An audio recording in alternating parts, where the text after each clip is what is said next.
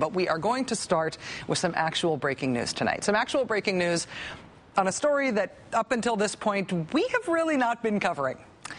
This is not about Tiger Woods' personal life and the lascivious details thereof. But there is big news, big breaking news tonight about the business of Tiger Woods. The best golfer and the most famous active athlete in the world tonight announced that he will take leave of professional golf indefinitely to try to salvage his family life, which of course has been ravaged by 2 weeks of public scandal about his extramarital affairs. Mr. Woods announced on his website tonight, quote, "I am deeply aware of the disappointment and hurt that my infidelity has caused so many people, most of all my wife and children.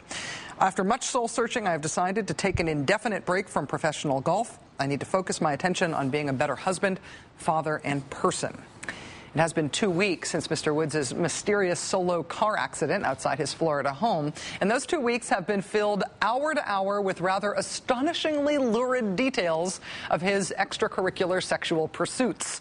The PGA Tour tonight expressed support for Tiger Woods' decision to take a break from the sport.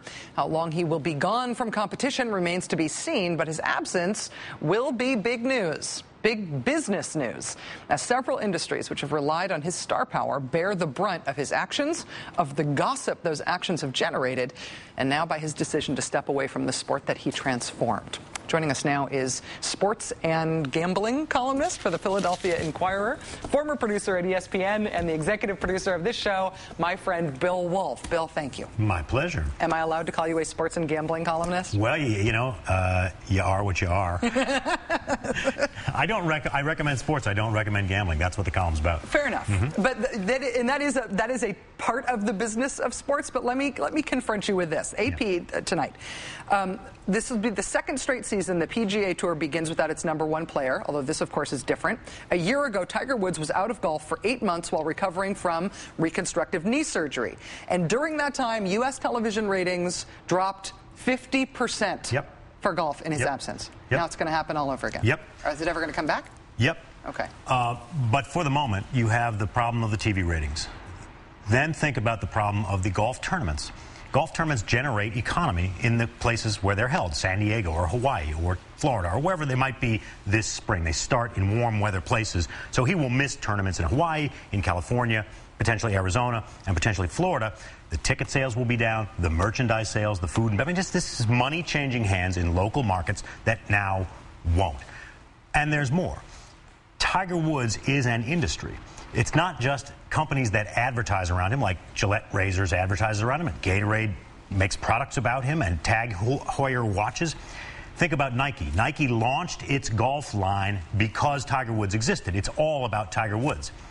That industry, that company, Nike, does $600 million a year in golf equipment and apparel sales, and that's based on Tiger Woods. So TV is one part of it, but the gross domestic product around this guy is in the billions of dollars, just in terms of the amount of money that's being exchanged between companies and the number of jobs that creates. So see, we think about the money of Tiger Woods being the money that he takes home, which is enormous. Yeah. But that's just part of the story. I mean, he's an industry. Well, the way I understand the economic impact of Tiger Woods is that he transformed.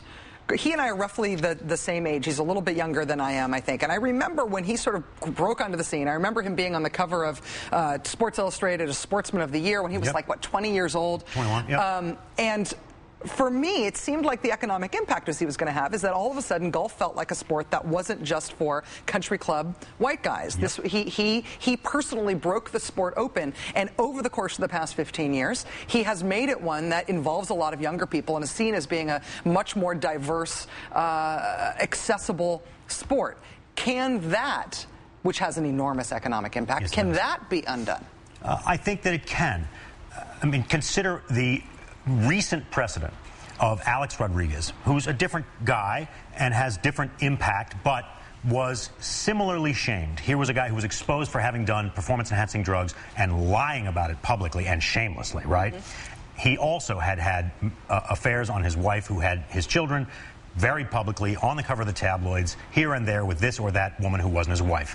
And he was destroyed publicly. He was the butt of a joke, Alex Rodriguez. Well, he had a great year after he came back from being injured, and he performed magnificently for the Yankees as they went on to win the World Series. And guess what? It is all good for Alex Rodriguez today. Now, Tiger is different. Tiger is more important singularly. He's in an individual sport, and he's the only guy like him in that sport. So that is different. There is more economy around Tiger, and Tiger's image is more important to the business around Tiger than Alex Rodriguez's image was.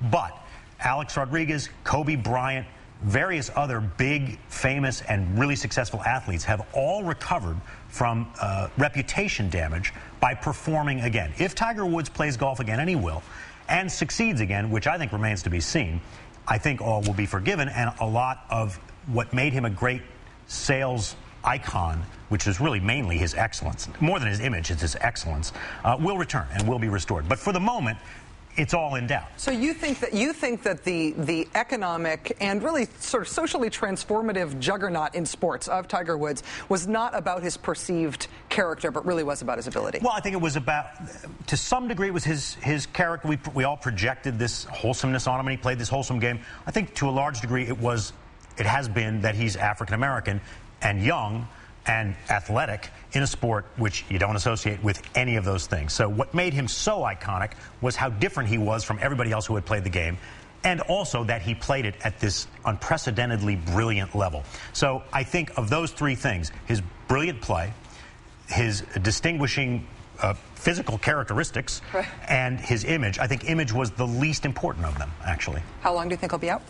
I think he'll be back by mid-spring, because golfing, like tennis, has major or Grand Slam tournaments. The first one is in the Masters is in April. Yeah. He is obsessed with winning those tournaments, those 4 tournaments each year. I don't think he'll miss out on an opportunity to play at the Masters, and so I expect he will be back March. That's my guess. But he hasn't called. He hasn't called and let us know. Sitting by my phone. He is welcome on the Rachel Maddow Show if he ever wants to talk about it. Everybody keeps saying he's got to go on Oprah. Why not Exactly. us? Who's the best interviewer in the business? Tiger. Or Bill Wolf could help, since he knows something about sports. I'll sit there and smile. Bill Wolf, sports columnist for Philadelphia Inquirer, person who encourages people not to gamble on sports, an executive producer of the show, and the executive vice president of Primetime at MSNBC, an all-around good guy. Thank you. My pleasure.